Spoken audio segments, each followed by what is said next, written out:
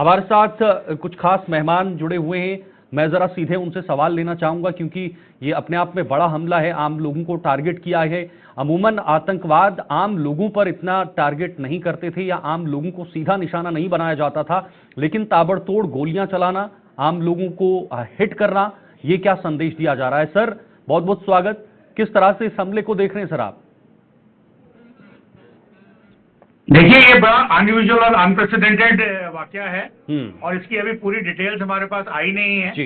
परंतु जहां तक मेरा मानना है, ये पाकिस्तान की जो स्ट्रैटेजी है जिसके तहत वो जम्मू डिवीजन में ऑपरेट करना शुरू किया था उन्होंने, स्पेशली 23 मार्च से मैं कहूंगा, क्योंकि उस वक्त से पहले अगर आपको याद है 9 मार्च को भी होम सेक्रेटरी ने मीटिंग ली थी, आगे 16 मार्च को भी ली थी। उसके बाद सारा कुछ यहाँ पे बंद हो गया था, सिक्योरिटी फोर्सेस की तरफ से टोटल एरिया डोमिनेशन था। इसका मतलब पुख्ता एक हमारे पास इनपुट थी कि 40-50 टेररिस्ट जो है वो क्रॉस करके आने वाले हैं और उनका हमला शुरू होता है 23 मार्च को, जो जिसके बारे में आप सब जानते हो।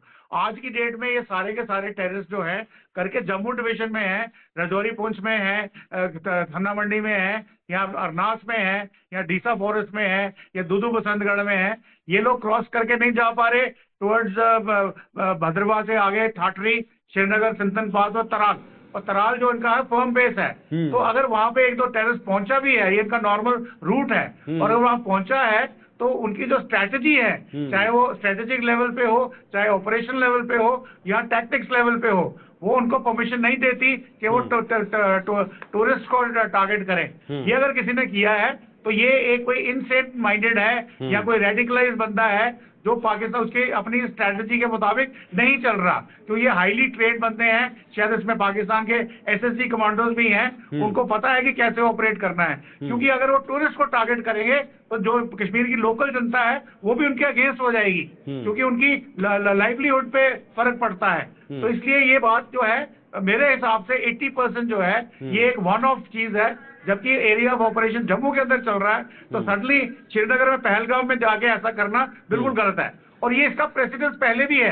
6 महीने पहले अगर आपको याद हो, एक राजस्थान की महिला घायल हुई थी, तो उस वक्त भी काफी यानी कि नुकसान हुआ था इकोनॉमिकली। और उससे 2 साल पहले की बात, जब मैं खुद आई विटनेस हूँ कि पहलगाम के एक होटल में सिलेंडर ब्लास्ट हुआ था और इमीडिएटली अफवाह फैल गई कि बॉम्ब ब्लास्ट हुआ है। विद इन 2 डेज पूरा का पूरा पहलगाम जो था, जो पर्यटकों से भरा हुआ था, खाली हो गया था और उसमें स्थानीय लोगों को बहुत नुकसान हुआ था। तो वैसा ही नुकसान वो दोबारा नहीं चाहेंगे। तो इसलिए ये मानना कि ये कोई स्ट्रैटेजी के मुताबिक किया है, मेरे ख्याल में ये टारगेटेड किलिंग नहीं है, ये टूरिस्ट की किलिंग हुई है, तो ये बिल्कुल गलत है और इसका खामियाजा शायद टेररिस्ट खुद भी भुगतेंगे। बिल्कुल, इसमें कुछ आम लोग भी शामिल हैं सर, वहां के कुछ स्थानीय लोग भी हो सकते हैं, क्योंकि अभी पूरी जानकारी नहीं मिल पा रही। हमारे साथ धीमान साहब बने हुए हैं। धीमान साहब देखिए, क्या एक बार फिर से हमको अपनी नीति, अपनी स्ट्रैटेजी बदलने की जरूरत है? कैसे बदली जा सकती है सर? आप बहुत बेहतर तरीके से जानते हैं और बता भी सकते हैं सर। देखिए, आपसे 2-3 दिन पहले जो होम मिनिस्टर साहब ने मीटिंग ली है, उन्होंने बड़ा क्लियर किया और उस मीटिंग के जो अटेंडेंस आपने देखी होगी, down to the last man जो पॉसिबल हो सकता है इस आतंकवाद की लड़ाई में, वो भी वहां था। सीनियर ऑफिसर उनका वहां था उस एजेंसी का। तो वो जो ऑपरेशन ऑल आउट जो है वो लॉन्च कर दिया गया जम्मू डिवीजन में सब जगह पे। तो वो ऑपरेशन चल रहे हैं। जहां तक ये है, मुझे किसी ने अभी आपसे पहले दूसरी चैनल में पूछा गया कि क्या ये अमरनाथ जो यात्रा शुरू होने वाली है, क्या ये हमला उसको डिटर करने के लिए है? तो मेरा जवाब यही था कि अगर अमरनाथ के लिए के तरीके से उन्होंने सोचा है तो ये उनकी बहुत बड़ी बेवकूफ़ी है।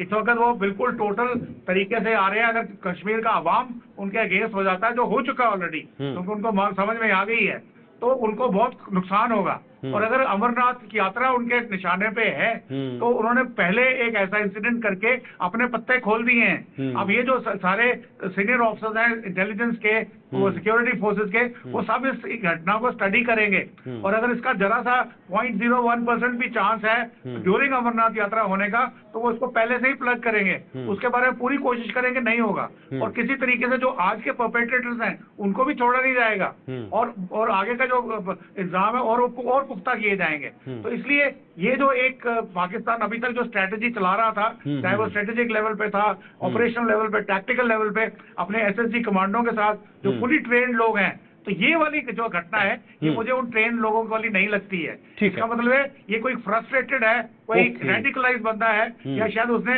खुंदक में आके काम किया है।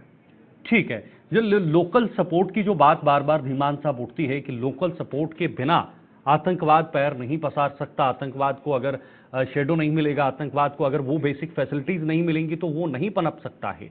ये लोकल सपोर्ट कब तक ऐसे ही बना रहेगा, ये सिलसिला कब तक रहेगा, इसको कैसे, इस नेटवर्क को कैसे खत्म किया जा सकता है सर?